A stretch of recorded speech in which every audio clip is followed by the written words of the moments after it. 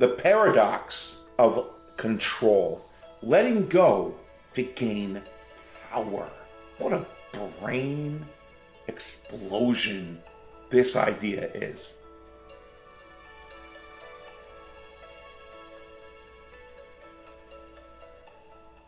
Hello, this is Echoes of the Wise, Episode 3, a podcast that brings you wisdom too profound not to share, and truth too deep not to be known. Today, the episode is The Paradox of Control, letting go to gain power. Welcome, I'm Jason Welch, and I'm glad you're here. Alright, let's dig into this. What if real power doesn't come from gripping tighter, but from letting go? Most of us spend our lives trying to control everything. We make plans, set goals, organize, schedule, rehearse, rewrite, rework, all the things, right? We do it all in the name of creating certainty. Because control feels like safety, like power, like stability. But what if the opposite is true? What if real power doesn't come from gripping tighter, but from letting go? There's an ancient Taoist story about a farmer. One day, his horse ran away. The neighbor said, "How unlucky." The farmer simply said, "Maybe." The next day, the horse returned, bringing with it 3 wild horses. The neighbor said, "How lucky." The farmer simply replied, "Maybe."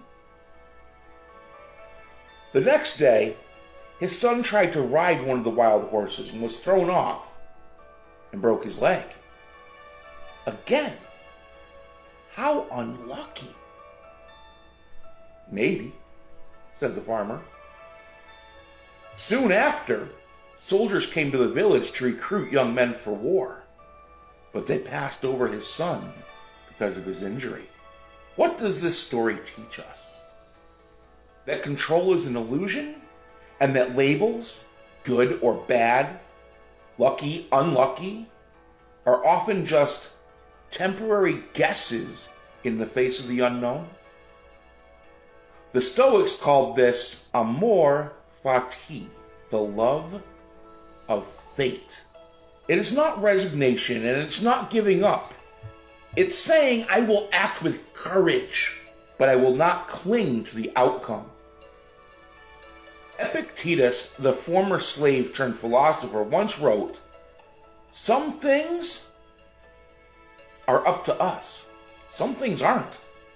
Our actions, our choices, our values, those are ours. But outcomes, reactions, the way others feel or behave, the curveballs life throws, not ours." And fighting what we can't control is like trying to hold back the tide. Now, let's be honest.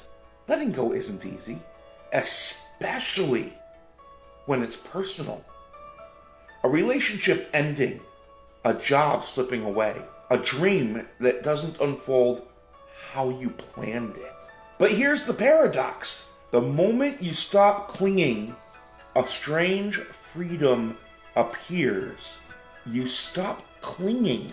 You stop counting on the outcomes. You stop fearing change so much. You stop trying to bend life into a shape it was never meant to take. And instead, you respond, not react.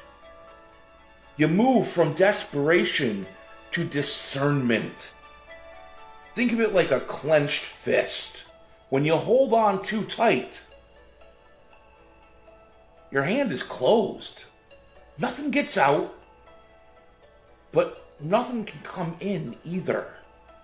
Letting go doesn't mean apathy. It means making space. space for the unexpected, space for the better than you planned, and for acceptance of it not going the way you want it to. Space for the kind of wisdom that doesn't show up on calendars or spreadsheets. As the poet Mary Oliver once asked, "Tell me, what is it you plan to do with your one wild and precious life?" She didn't say your controlled life. She said wild. Because life is not a puzzle to be solved, but a mystery to be lived. Here's something practical. When you're overwhelmed, pause and ask yourself, what is truly mine to hold here?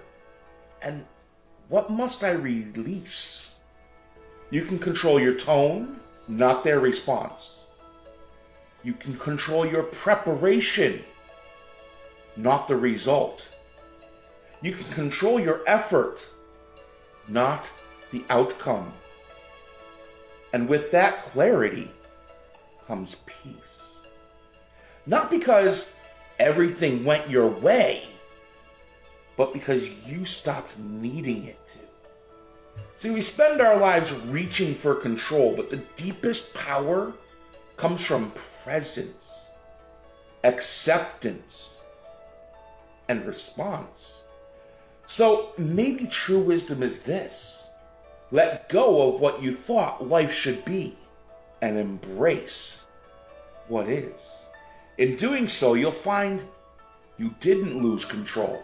You found something better: peace, presence, and yes, a quieter kind of power. So moving forward, let go gently and live deeply. And I want to tie this off with what I call the echoes of the wise.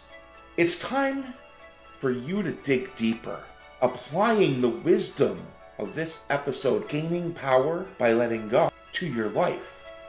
Here are 5 short journaling exercises that you can do. It's just 3 to 5 sentences for each question. And when you're done, reflect on your responses for 10 to 15 minutes before moving on to the next chapter of your life. And if you're brave enough, maybe even put the answers in the comments. You never know what your answers might help other people expand with and be enlightened with. Question 1. Write about the most recent moment you experienced true stillness. What were you feeling before it? What did you notice during it? And how did it change your mindset afterward? Number 2, describe a recent situation where you reacted quickly. How might it have been different if you had taken that space before responding? What would you have chosen instead? 3, reflect on how much of your life is focused on doing versus being. What does being look like for you, and how can you make space for more of it in your daily life? 4, write about a time when stillness brought up something uncomfortable. Regret, fear, or self-criticism. How did you process it? Did anything healing or transformative come from that experience? 5, describe what your personal clearing in the woods looks like, feels like. Is it a physical space, a time of day, a state of mind? What wisdom has visited you there? Thanks so much. Remember, make space for just being. So much goodness to be found in just being and just slowing down for a moment.